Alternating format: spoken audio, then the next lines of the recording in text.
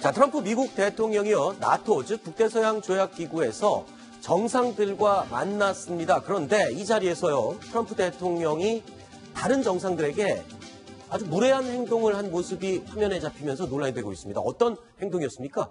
예. 화면 보면서. 지금 화면을 바로 보시면, 예, 트럼프 대통령이 바로 오면서 자기 윈 쪽에 있는 네. 대통령 탁 밀치죠, 지금. 네. 마르코비치 머리에 총리죠? 그 사람이 바로 두스코 마르코비치 몬테네그로의 총리입니다. 네. 그런데 이제 첫 줄에 원래 이제 벨기에, 즉 나토 전체 회의를 주관하는 벨기에 대통령하고 네. 그다음에 이제 미국 트럼프 대통령 등 이제 앞자리에 서도록 돼 있고 네. 저 몬테네그로의 총리는 세 번째 줄 뒷줄에 서도록 돼 있었다고 그럽니다. 네. 얘기를 하려고 앞으로 와 있었던 것 같은데 자기 자리에 있으니까 아주 강하게 저렇게 밀쳐가지고 저거는 사실 좀 무례한 거죠. 그 다음의 행동이 조금 더 무례해 보이긴 합니다. 밀친 다음에 예, 고개를 쳐다보지도 약간 않고 턱을 들면서 네.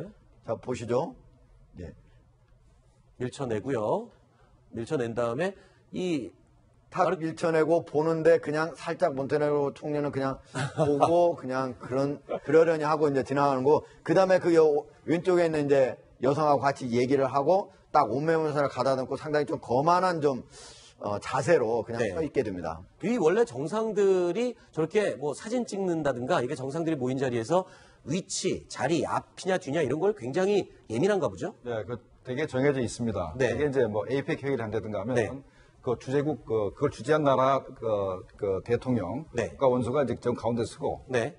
대개는 미국 대통령이 옆에 섭니다. 아하. 어쩔 수 없습니다. 제일 힘이 세기 때문에. 근데 트럼프는 뭐 정해져 있고 그거에 예민할 수는 있겠지만 그렇다고 저렇게까지 과하게 행동하는 건 또 무례한 행동이 아닌가 싶은데요. 과거에 이제 사례를 좀 얘기하자면은 네. 김영삼 대통령께서는 네. 사실 이 정상회의를 할 때 우리가 뭐 동남아시아 국가에서 이렇게 정상회의 할 때는 우리가 사실 우리 미국 대통령 옆에 잘 서기 힘듭니다. 네. 뒷자리나 뭐 서야 되는데 그걸 이제 미국하고 또 이제 그 회의 주재하는 나라하고 외교 협상을 해서 미국 대통령 옆에 서기 위해서 굉장히 노력하셔가지고 네. 우리가 외교 역량을 굉장히 많이 소진한 그런 경우가 있었습니다. 네. 저는 저걸 보면서 그 옆에 사람이 네. 프랑스나 독일 정상이었으면 저렇게 했을까. 아하. 몬테네그로라면 진짜 유럽의 소국 중에 소국 아닙니까? 네. 그러니까 좀 무시한다는 느낌도 받을 정도로 아까 그 앵커도 뭐 턱을 높이 쳐들고 네. 그게 아마 그 트럼프 대통령이 아무래도 비즈니스를 하던 사람이 되니까 네. 어떤 힘의 차이, 강약의 차이를 되게 좀 민감한 게 아닌가 자. 그런 생각 듭니다. 네. 그런데요. 일반적으로는 저렇게 이제 정상들이 다 모여가지고 기념사진을 촬영을 한다든가 이럴 때는 그 자기 자리 앞에 표시가 돼 있습니다. 네. 표시가 돼 있도록 분명히 저 표시가 돼 있을 텐데 촬영을 할 때까지 만약에 남의 자리에 있었다면 그것도 실례입니다. 네. 근데 만약에 표시가 안 돼 있을 수도 있는데 지금 확인이 안 되기 때문에 안 돼 있을 수 있다면 특히 트럼프 대통령의 무례가 크다고 봐야죠. 알겠습니다. 그런데요, 이 트럼프 대통령 저렇게 밀치면서 자기 자리만 찾고 항상 이기는 것만은 아닌 것 같습니다. 요 다음 영상이 준비되어 있는데요. 프랑스의 가장 젊은 대통령이죠. 자, 둘이 악수 대결을 펼쳤다는데 내용을 한번 보시죠.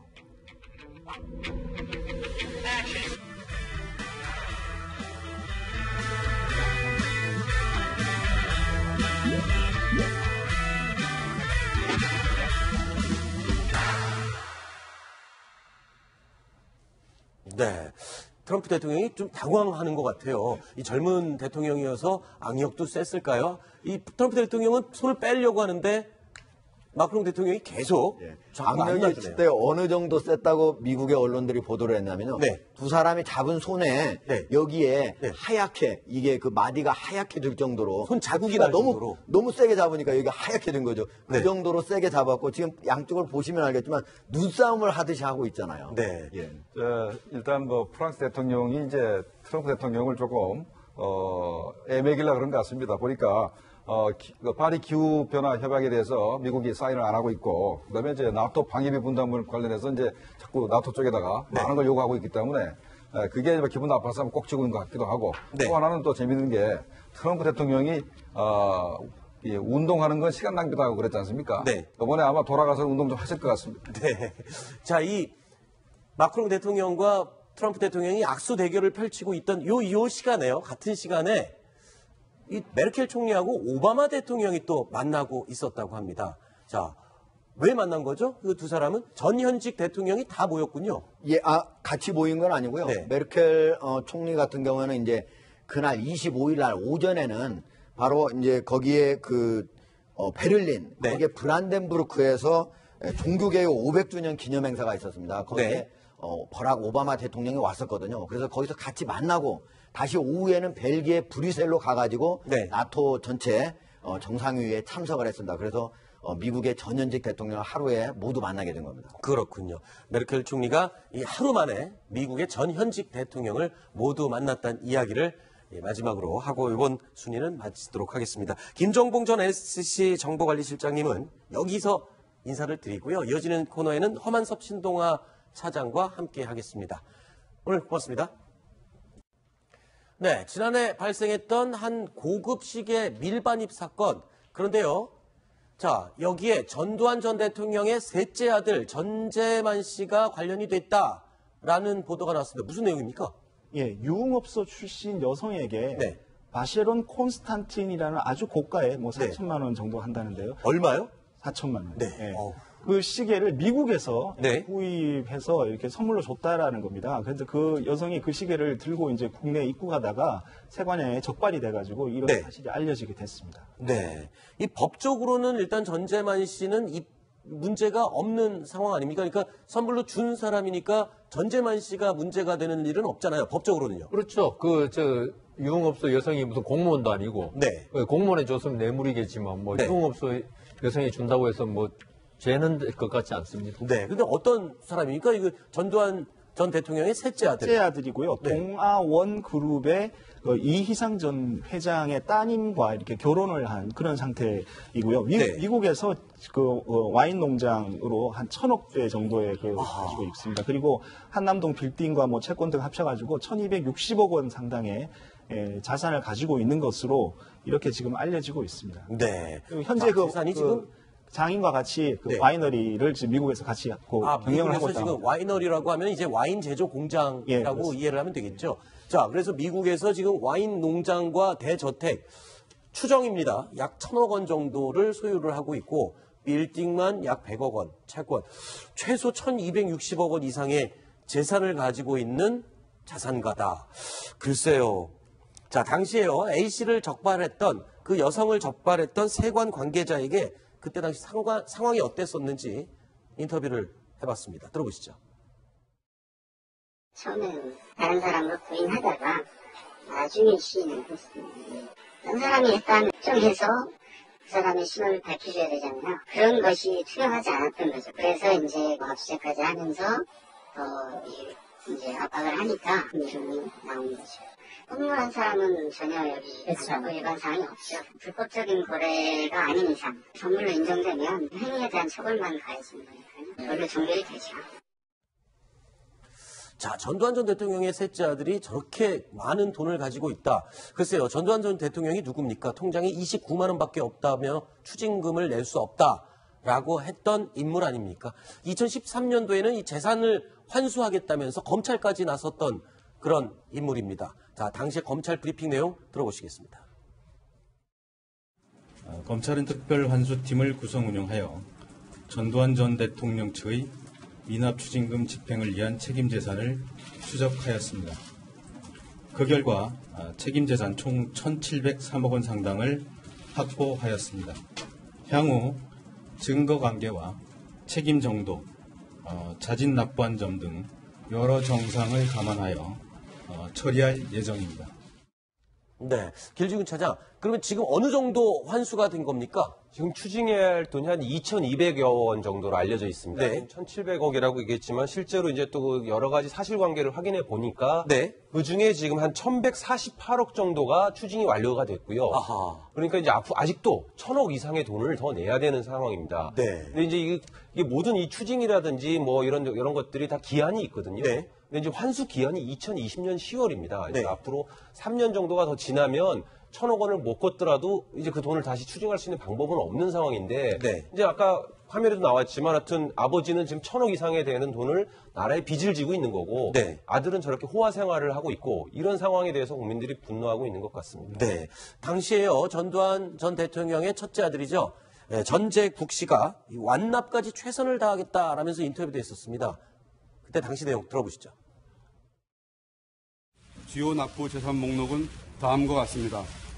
전재국 명의의 서울 서초동 소재 부동산 일체와 연천군 소재 허브빌리지 부동산 일체, 소장 미술품, 완납이 되는 순간까지 저희 가족 모두가 힘을 합쳐서 최선을 다해서 협력해드리겠다는 그런 취지의 말씀을 드렸습니다.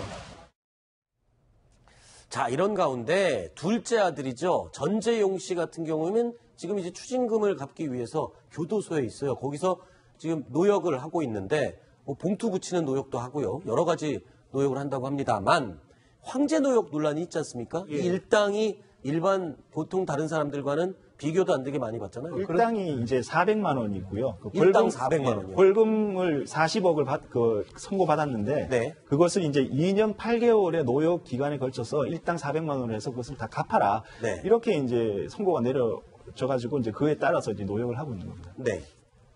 자, 일당 400만 원. 그러니까 40억 원을 일당 400만 원으로 계산해서 이래서 면제가 되는 거죠. 그렇게 예, 되면. 그렇습니다. 근데 이제 이게 법에 의해서 네. 노역장 유치 기간은 3년밖에 안 되도록 되어 있습니다. 그렇기 네. 때문에 액수를 그렇게 이제 나눠서 그렇게 하다 보니까 일당 400만 원이 나오죠. 자, 그럼요. 지금 궁금한 점이 있습니다. 전재국 씨 같은 경우에 최선을 다해서 추징금을 내겠다라고 아까 인터뷰까지 하면서 재산을 공개를 했었고요. 전재용 씨 둘째 아들 같은 경우에는 교도소에서 노역까지 하면서 지금 추징금을 갚는 데 노력을 하고 있습니다. 자, 근데 셋째 아들인 전재만 씨 1,200억이 넘는 재산가이고 미국에 있는데 이 재산은 그럼 추징 대상이 안 됩니까? 우선 전재만 씨의 재산이 네. 과연 전두환 대통령이 자기 재산을 숨겨놓은 것이냐 그게 중요한 거죠. 네. 그러니까 전두환 전 대통령이 그 지금 추징금을 갚아야 되는데 네. 만일에 자기가 그 재산이 충분한데도 안 내기 위해서 네. 이걸 전재만 씨 이름으로 미국으로 동화원이라고 그랬나요? 네. 숨겨놓았다면 그거는 그 추적이 되는 거죠. 네. 그렇지만 이게 지금 전재만 씨는 이게 아마 동화원 그러니까 네. 무슨 밀가루 회사입니까? 원래가 그 밀가루 만드는 회사의 그 미국 투자 회사다. 네. 그러니까 이 전두환 전 대통령의 재산과 전혀 관계 없다고 좀 주장하고 있기 때문에 네. 그걸 밝혀내지 못한다면 그 추징은 어렵죠. 그래서 그거를 끝까지 밝혀내려는 사람이 한 명 있습니다. 바로 안민석 의원인데요. 방금 그 와이너리 1,000억 원을 넘게 호가한다는 그 와이너리 소유주가 누군지요. 안민석 의원이 찾아봤다고 합니다. 한 매체에서 한 인터뷰 내용 들어보시죠. 이제 미국의 그 전재만 씨의 와이너리 그거하고 이제 뭐 어마어마하게 비싼 미국의 저택이 있다고 그래서 그래서 알아보니까 이제 샌프란시스코 쪽이더라고요. 장인의 재산이라고 했는데 장인하고 그 전재만 두 사람의 공동 명의로 계약이 돼 있다는 거를 발견을 했죠. 온다도로라는 와인이 있어요. 2010년 11월에 우리나라에서 G20 정상회담에 건배 와인으로 온다도로 이렇게 썼고요. 그리고 바소라는 거는 우리나라에서도 많이 알려져 있죠. 이게 전두환 아들이 만드는 와인이에요. 와, 그렇군요. 그러니까 온다도로 이 와인. 이 뭐 어떤 와인입니까? 이렇게 유명한 거예요? 지금 안민석 의원 말로는 굉장히 유명한 와인이라고. 네, 2010년 그 G20 그 정상회의가 이제 네. 서울에서 열렸을 때 그때 정상들의 만찬주로 예, 선정이 돼서 이렇게 널리 좀 이렇게 홍보가 된 그런 와인이라고 합니다. 한 네. 45만 원, 병당 한 45만 원 정도 하는 한 병이에요? 예, 좀 고가의 와인이고요. 약간 탄닌이 좀 부드럽고 네. 예, 산도가 자연스러운 뭐 그런 그 맛이 난다고 합니다. 자, 전두환 씨의 셋째 아들 전재만 씨, 두 사람의 형이 저렇게 추징금을 갚으려고 노력을 하는데 혹시 저렇게 돈 많으면 추징금을 좀 셋째 아들이 내주는 것도 있지 않을까? 그럴 수는 없나요? 근데 그 자발적으로 내는 방법밖에 예, 없는 거죠. 기자회견 보셔서 알겠지만 이게 맏형이 내가 네. 뭐 내 재산을 갖다가 뭐 헌납하겠다 이렇게 얘기했지 그 형제들 재산을 다 이렇게 하겠다 이런 얘기는 없었던 거예요. 네, 알겠습니다. 자, 뉴스톱10 생방송으로 함께하고 계십니다. 다음 9번째 9위 소식이 정해져 있습니다. 어떤 내용인지 확인해 보시죠.